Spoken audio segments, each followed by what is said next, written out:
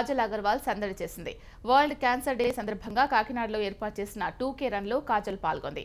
రోజువారీ జీవనశైలిలో ఆహారపు అలవాట్లను నియంత్రించడం ద్వారా క్యాన్సర్ బారిన పడకుండా ఉండొచ్చని చెప్పింది. మరోవైపు తమ ప్రభుత్వం క్యాన్సర్ వ్యాధికి కార్పొరేట్ ఆసుపత్రులు చికిత్స అందిస్తున్నట్లు హోంమంత్రి చినరాజప్ప చెప్పారు.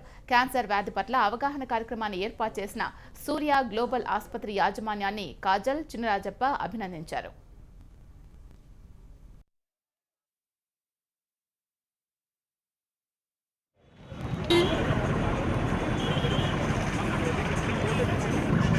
స్లోగా పోనీ.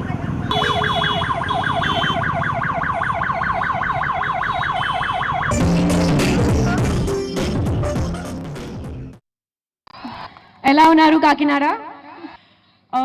నాకు ఎక్కడ వచ్చినందుకు, ఈ ఈవెంట్ కోసం వచ్చినందుకు చాలా ఆనందంగా ఉంది. And thank you, Mr. Raju, for inviting me here. And thanks to Surya Global Hospitals for organizing such a beautiful and such a important event. I think this cause is extremely important. Cancer, I believe, is a lifestyle disease. And in today's day and age, with all these influences like smoking, using tobacco, drinking, all these things cause cancer. And of course, there are a lot more reasons for the cause of cancer. But all these lifestyle habits and lifestyle of today is a primary reason for the cause of cancer as well.